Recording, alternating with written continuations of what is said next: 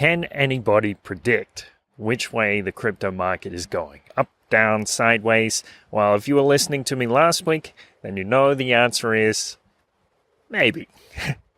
Welcome to another episode of Cryptonomics, Principles of Cryptocurrency and Investing. I just want to give you an addendum to last week's episode and tell you a few little tricks, some consistent patterns that have been pointed out to me that I've noticed, just so you can get your mind primed once again, so when this situation comes up, you're going to have a much better idea of what to do. Now, thank you all so much for sharing this on Facebook and other social media. I've seen people out there sharing it, and I really appreciate it. I appreciate your help starting this new channel. Now let's get into it.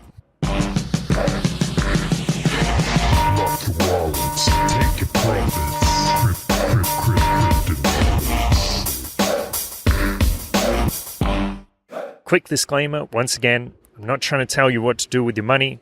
I don't know what you should do with your money.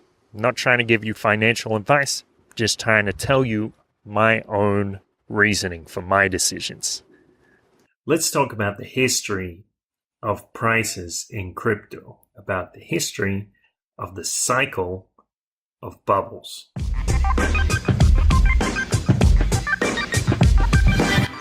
We go back to 2011 and we can see that the price went up from around $1 to $35, then trailed back down to around $2. We look at the chart in 2013, started around $15, went all the way up to $200, and then bottomed out around $70. In late 2013, the price was around $100, went up over $1,000, and over many months it ended up going down to around $200. If you just got into it recently, there might be this temptation to think that it's something just like the dot-com bubble, like it surges once and then everybody forgets about that market for years, like the hype dies down and that's it. Now, it's not entirely a different thing, but it is a different thing because crypto is a worldwide market. So it's not likely that we'll just see one bubble and that's it. It's likely that different parts of the world are going to be exposed to it. Different parts, different segments of the population are going to be exposed to it at different times. And so we're likely to see many bubbles. And there's also a lot of manipulation mixed into that as well. Like in 2013, we had the MT-GOX bots that were apparently manipulating the market. And there were probably bots involved in 2017 as well. We can tell that regular people don't have a lot of understanding about it from the questions they ask. So when people ask about Bitcoin, who owns it, who invented it, and this sort of thing, who controls it, where does the money come from? And they ask that for Steemit as well. So from these questions, we can tell that there's still a low level of understanding.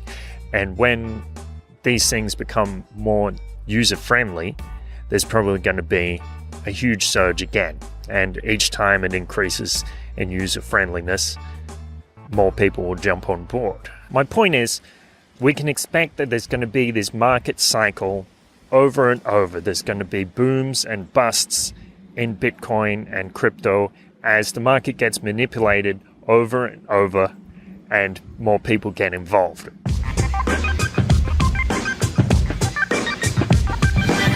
Another key pattern which is being pointed out to me by my friend Kosh and his teacher Scott of Trade Crypto Live is called putting on the boosters.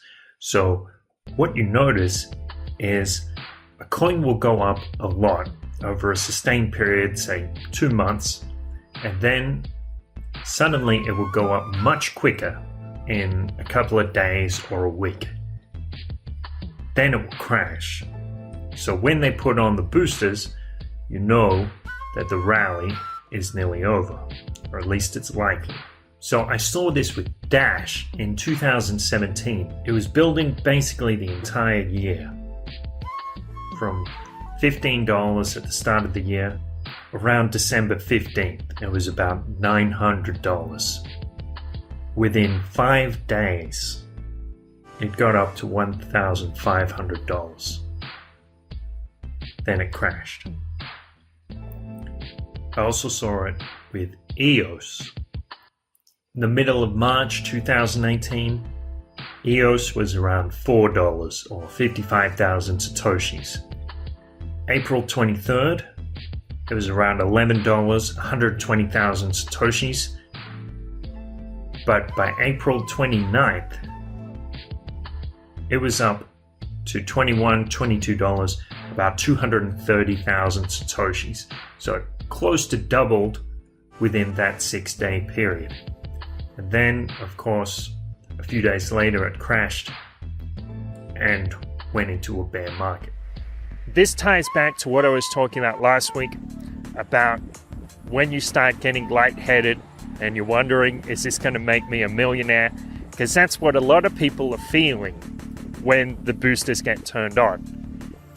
Now, you know a little bit better. When the boosters get turned on, you're not going to be thinking about turning yourself into a millionaire. You're going to be thinking a little more about protecting what you already have. As they say, first rule of making money is don't lose money. Preservation of capital.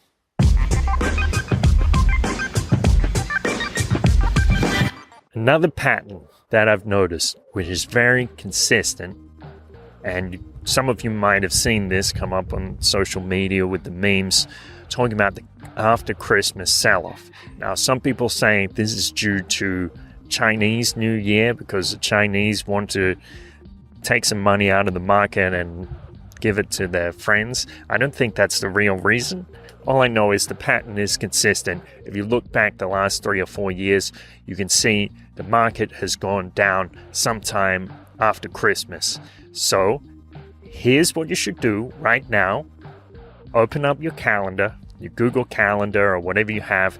Set a reminder for December 20th to tell you that the market is likely to go down in the next couple of weeks. And I know you're probably thinking, I'll set it later or something like that. Do it now. Do it now. Please do it now. Open up your calendar and do it now. You can thank me later. So last week I was talking about the social media sentiment, and when it gets into a hype, you can really notice on social media. That's when people start coming out of the woodwork and the new traders start telling you what geniuses they are and the kind of predictions that they make. After the crash, of course, that talk dies down a little bit. But what you'll notice is on every rally, people start getting excited again and they start saying, oh, is this the next rally? Like, is the bull market returning? One key idea that I got from Ed Bugos of the Dollar Vigilante is that when that talk finally dies down, or when Bitcoin or crypto start to move up without any fanfare, that's when you can get a good idea that the organic growth is really beginning. That it's not just about hype, it's actually about interest, genuine interest and investment. The point is, if you're trying to time the market, which obviously is not an easy thing to do, but if you're trying to do it, when you notice that Bitcoin or crypto move up without a fanfare, then you'll have a better idea that it's going to be a sustained rally and you're buying actually quite close to the bottom.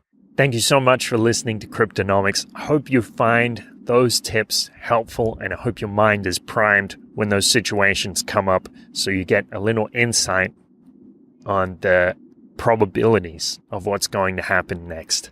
Now, please and thank you, share this on social media so your friends can benefit as much as you have. I really do appreciate it when you share this. Fills me with hope and gratitude. I appreciate it so much. Thank you. And remember, most importantly, stay grateful.